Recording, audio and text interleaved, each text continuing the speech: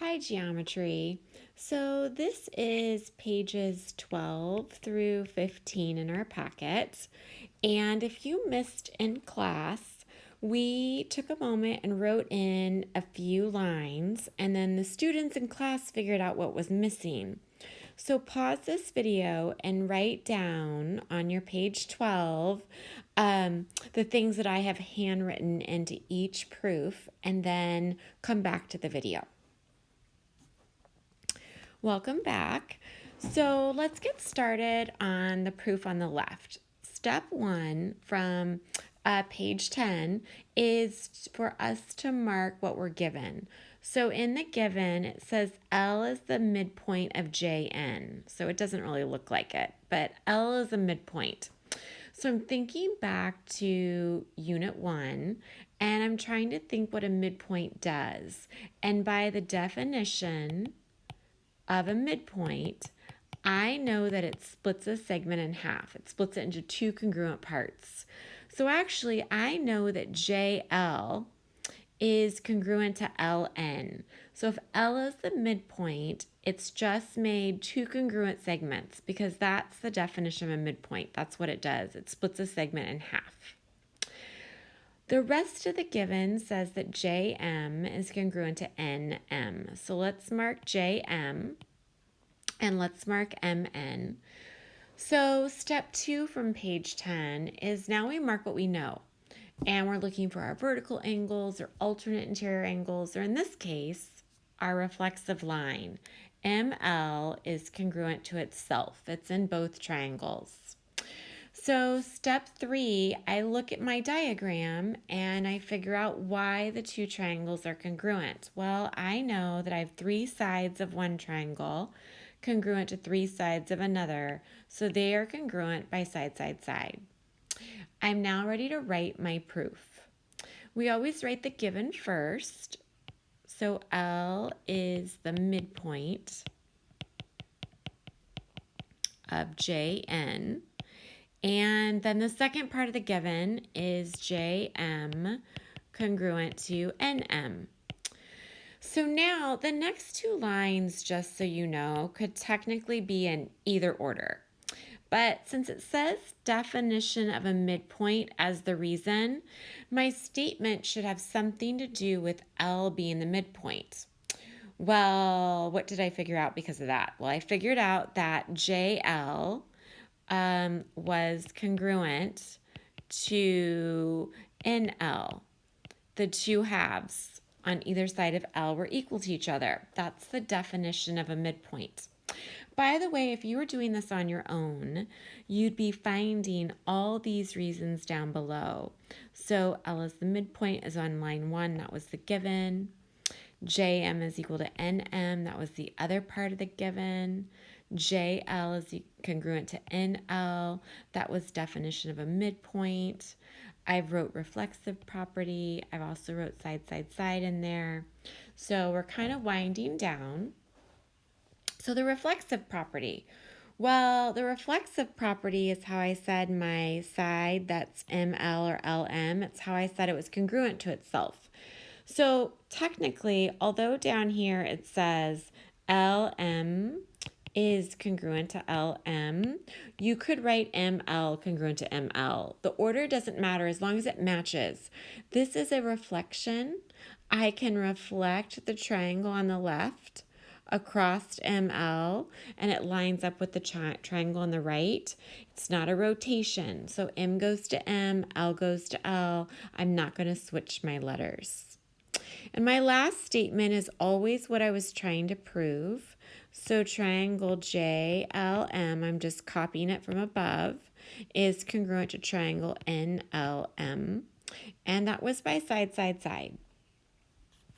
So let's take a look at the one on the right. Again, pause this video and write in all the things that are written there. Also, while you're doing it, see if you can mark up the diagram, figure out why they're congruent, fill in any spots, and come back to the video to check your answers. Welcome back. So let's start marking up. Step 1, let's mark up our diagram. X is the midpoint of VZ. So let's find V to Z, and X is the midpoint. Well, we just used it in the last problem. And we know when we have a midpoint, it splits my segment into two equal parts, two congruent parts. That is my definition of a midpoint. Let's take a look at the second part of the given. X is the midpoint of WY. So let's go find WY. And again, X is the midpoint. That means it splits WY in half into WX and YX. Now, step 2 from page 10 is I look at my diagram and I add anything I'm supposed to know. So in this one, I hope you're thinking vertical angles. So I'm going to add vertical angles. And now I'm going to look at my diagram. In step 3, I'm going to figure out why my two triangles are congruent. I hope you were thinking of side, angle, side. I have a side, an angle, and a side, and one triangle congruent to the other. So now I'm ready to write up my proof. Remember, the given are always what we write first. So X is the midpoint of VZ is a given. The other part of my given is X is the midpoint of WY. Now, these next 3 lines can really be written in any order. I have it set up already where on this line it says WX is congruent to XY. So let's go find it. WX and XY. Oh, yeah. That's because the definition of a midpoint, because X is a midpoint. I have two congruent parts, two equal halves. Looking at the next line, VX is congruent to XC. Let's go find it. VX, XC. Oh, yes. That's also definition of a midpoint. Nice. So what's my blank line? What haven't I wrote about? I haven't wrote about my vertical angles. Let's add those. So now when I write the first angle, I can use any order I want. I'm going to start with V, go to my X, and end at W. So I'm going to call it VXW.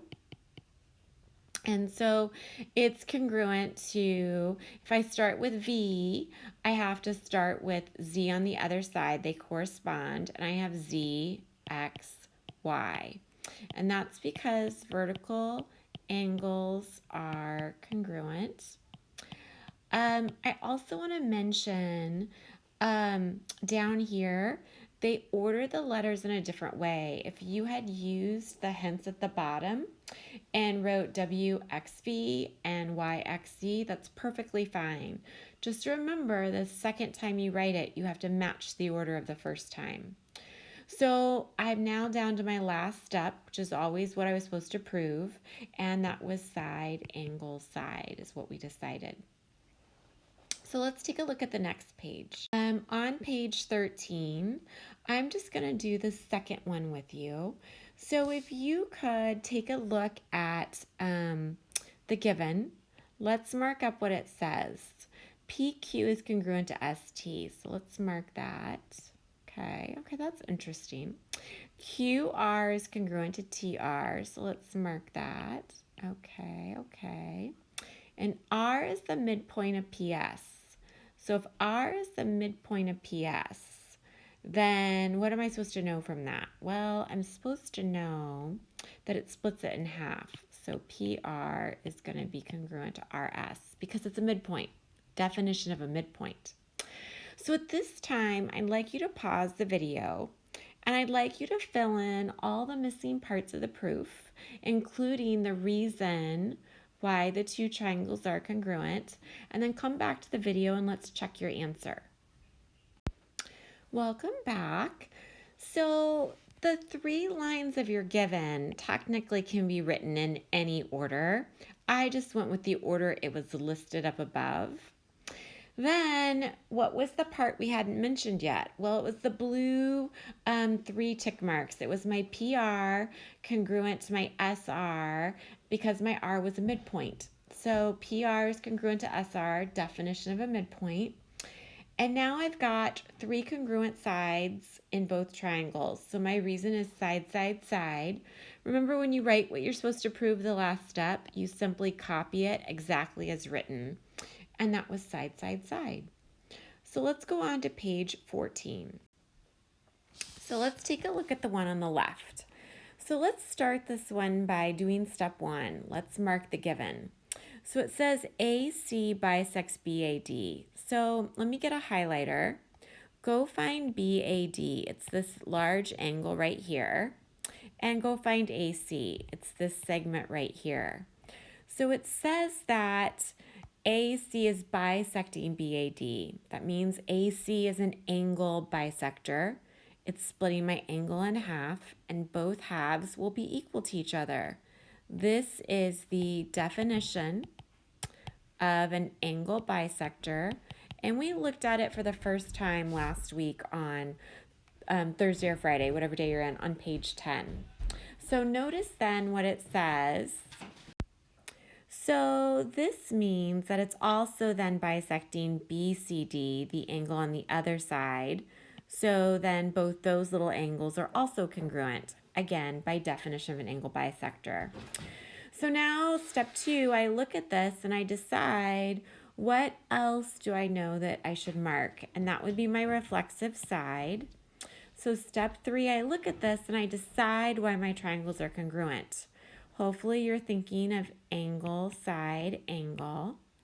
So at this time, I want you to pause the video and fill in all the lines below and try to fill in what's missing. And then come back and let's check your answers. Welcome back. Let's see how you did. Hopefully the first 2 lines went rather smoothly. They're both the given. So now the next 2 lines actually could be in either order. This is where we're putting in the angles that we marked. So when you name an angle, you have to have the vertex in the middle. So BAC would be for the little angle on top on the left, and DAC would be the little angle on the bottom on the left. And I know they're congruent because that's what an angle bisector does. It splits an angle in half. That's the definition of an angle bisector. Then what have you not talked about yet? Your side AC. Notice that it's AC congruent to AC. It wasn't AC congruent to CA. It is a reflection. A goes to A, C goes to C. It's not a rotation. I do not flip-flop my letters. And my 2 triangles are congruent by angle, side, angle. So let's go on to the next page. This is page 15. So let's mark up what it says. So first of all, it says QS is congruent to TS. So I'm going to mark that.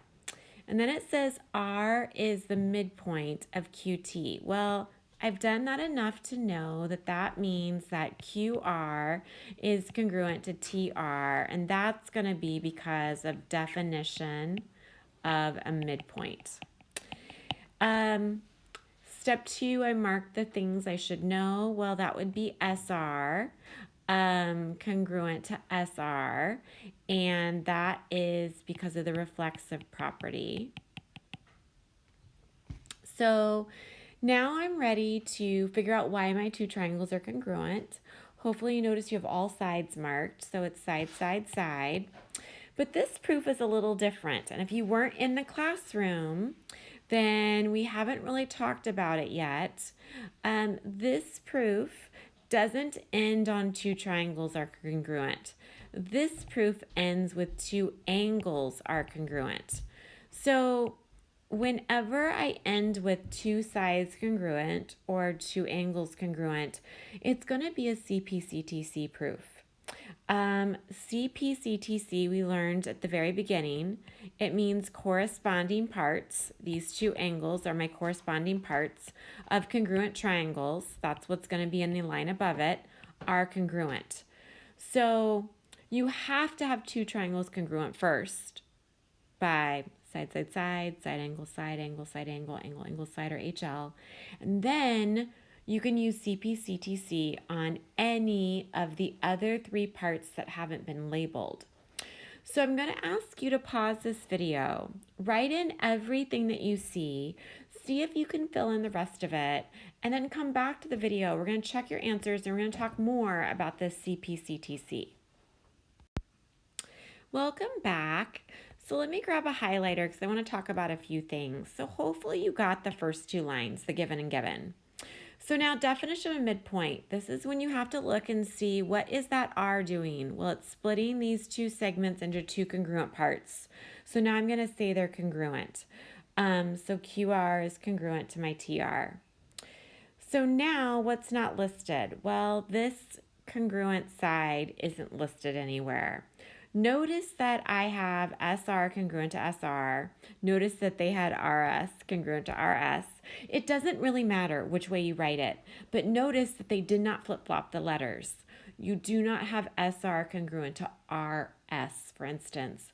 That's what would happen if you had a rotation, 2 triangles that rotated on top of each other. These 2 triangles reflect on top of each other, so S goes to S, R goes to R. So now you've got your side in your proof. You're ready to say your 2 triangles are congruent. Triangles are congruent with one of my 5 ways that are listed on page 10 that we've been using. Our side, our side angle side, our angle side, our HL.